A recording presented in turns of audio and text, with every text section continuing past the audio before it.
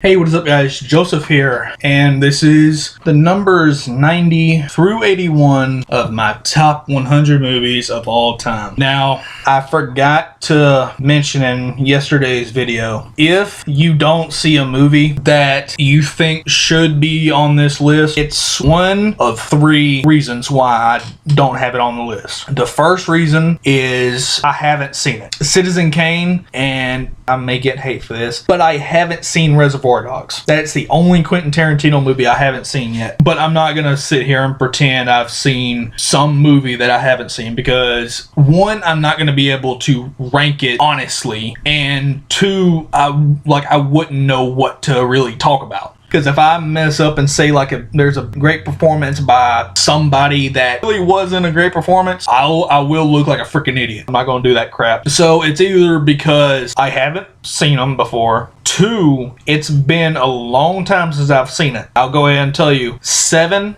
and Sound of Music are two examples that I have seen before. I do remember liking it. These movies are movies that are fresh in my brain that I've seen in the last 5 years. Over that, if I haven't seen it regularly, I can't really remember. Third is that it was a very tough mission. What's an example? Sin City, Ex Machina. Sin City and Ex Machina were two very tough missions. But that's it for this introduction. Go ahead and get into the number 90.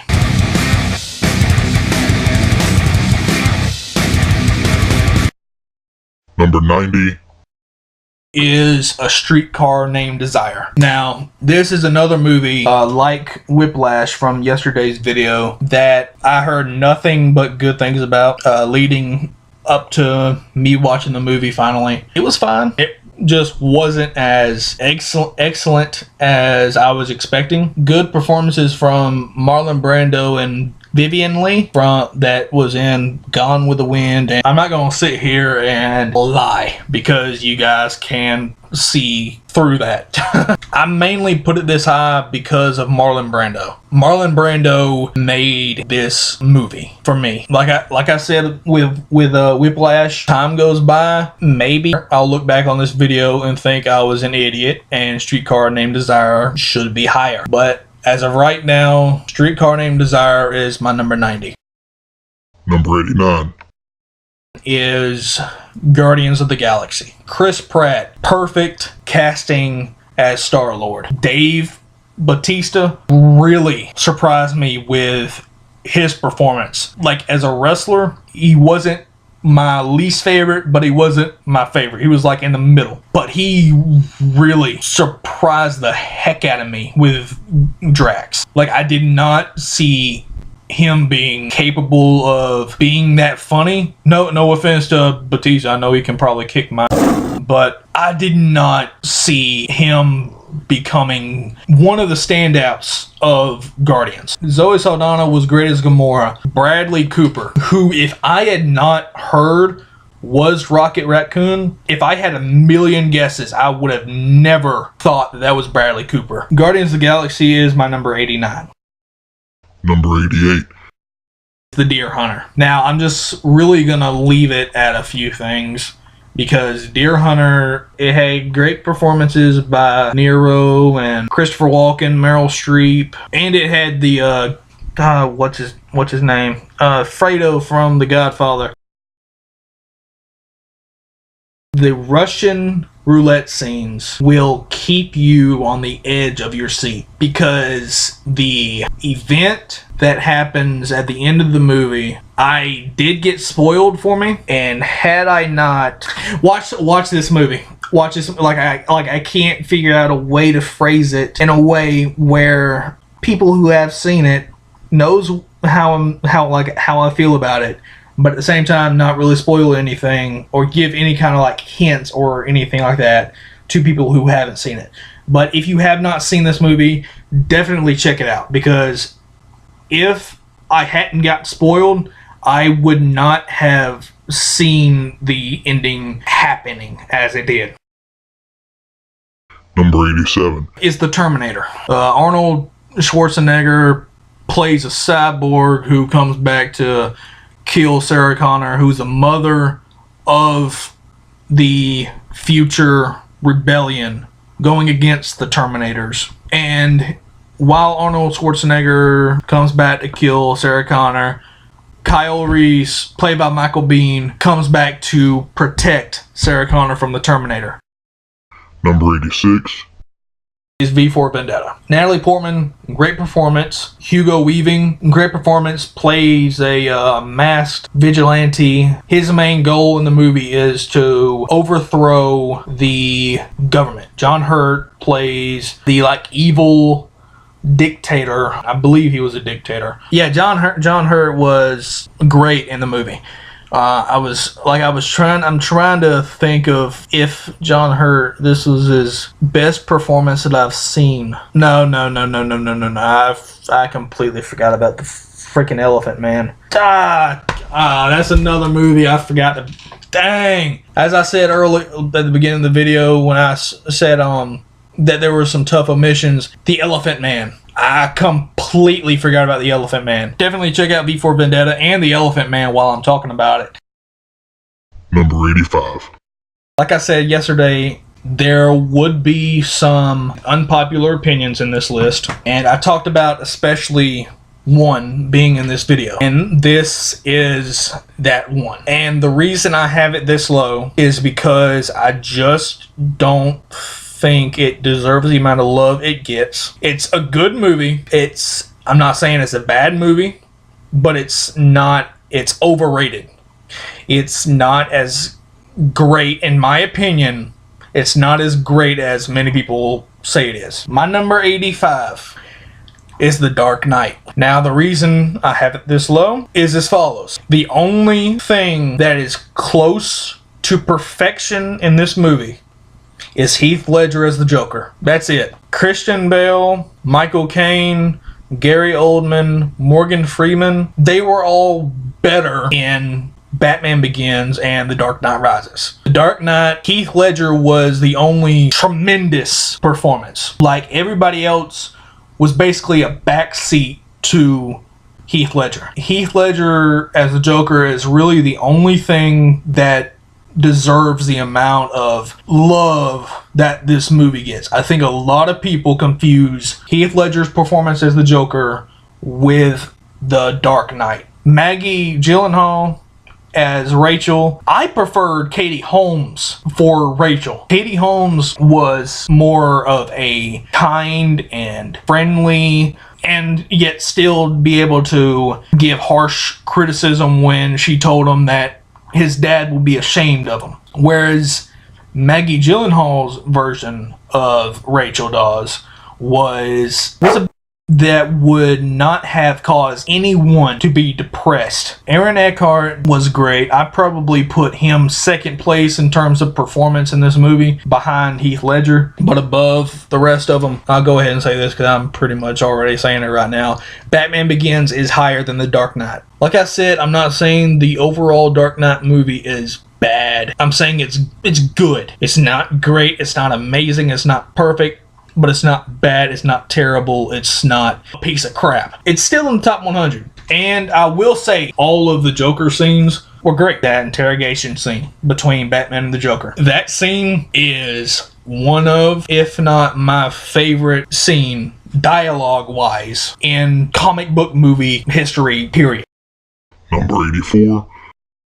Toy Story 3. Like The Dark Knight, Toy Story 3 is really, it's overrated. It kills me to say that. I love Toy Story 3, but Toy Story 3 is overrated. Like I was talking about The Dark Knight with Heath Ledger being the one thing that deserves the amount of praise that The Dark Knight receives. There's really only 2 scenes in Toy Story 3 that deserve the amount of praise that the movie gets. I highly doubt anybody hasn't seen it, but just in case, spoiler warning is up. There's your warning. If you haven't seen it, mute the video, and once I get done talking about the spoilers, I'll take that warning down and you can unmute it. The 2 scenes that really make this movie is the toys holding hands in the furnace and Andy giving away the toys to Bonnie. I believe her name was the little girl at the end of the movie. And the reason I have it higher than The Dark Knight is because it actually creates emotion from people. Because I'll admit it, I grew up with the Toy Story movies. So when I saw Toy Story 3, I cried. Because I thought that was how they were going to end the Toy Story trilogy, was them burning up in that furnace. And at the last minute, the toy aliens, the claw. And then the ending with Andy giving away the toys to Bonnie. I want to say her name was Bonnie. That sounds right. Or Connie or something like that. Those two scenes are really the only great things about Toy Story 3. But yeah, Toy Story 3 is higher than Dark Knight just because it made me have some kind of emotion. It's not by much. I'm not saying Dark Knight is here and Toy Story 3 is way up here. It's like right there. But Toy Story 3 just narrowly beats out The Dark Knight for me. I remembered from yesterday's video when I was talking about Monsters Inc. being my 4th favorite Pixar movie. I misspoke. Monsters Inc. is my 5th favorite Pixar movie. Finding Nemo is my 4th. Toy Story 3 is my 3rd. I know that just really just came out of nowhere, but I just had to get that out of the way. Number 83 is The Wrestler. Now, if you have not seen The Wrestler, if you're one of the people that think wrestling is fake, do yourself a favor, educate yourself, and watch this movie. Because this movie will show those people that wrestling is just as much, if not more, of a sport than football, baseball, soccer, golf, tennis, basketball, whatever sport you want to think of. The amount of suffering that wrestlers endure, those people, and they couldn't handle 1 second wrestling. Like I said, watch this movie. About halfway through the movie, there's a match about 10-15 minutes that is hardcore. For the wrestling fans, you know what hardcore means. For non-wrestling fans, hardcore means anything goes. Tables, ladders, chairs, barbed wire, thumbtacks, anything. They use nail guns.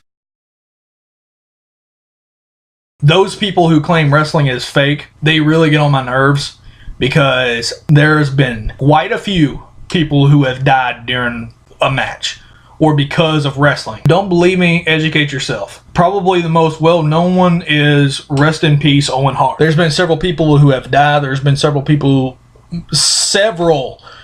have been injured and forced to retire. There's been several instances where a normal person, Undertaker throwing off Mankind off that Hell in a Cell, WWE, TNA, ECW, wrestling has become so intense that there's been athletes from other sports, mainly football players, who have gone to wrestling, whether it's WWE, TNA, but they go to wrestling thinking it's going to be a walk in the park, and they get shut up real fast. And I'm not saying like football and all the other sports are jokes. All sports are hard and tough, but wrestling is looked at as a joke.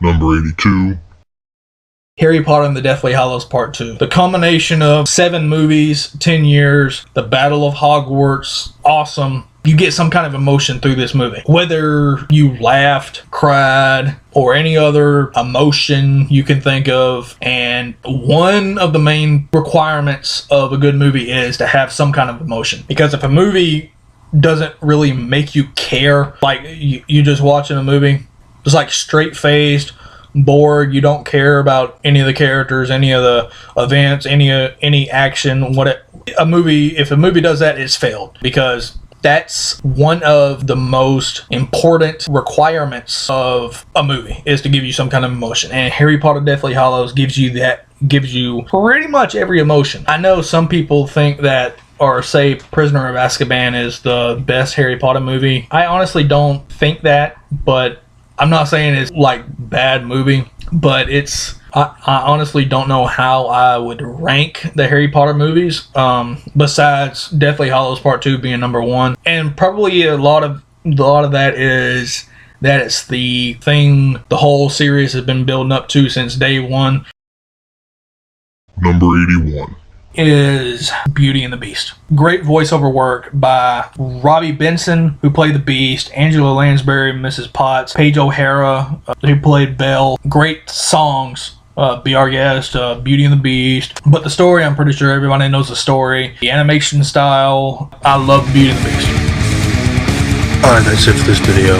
Be sure to hit that like button, it really helps me out. If you're new to the channel, be sure to hit that subscribe button, and be sure to catch tomorrow's video of numbers 80 through 71. As always, like me on Facebook at JimMash97, follow me on Twitter at JimMash97, links in the description below. Mash out.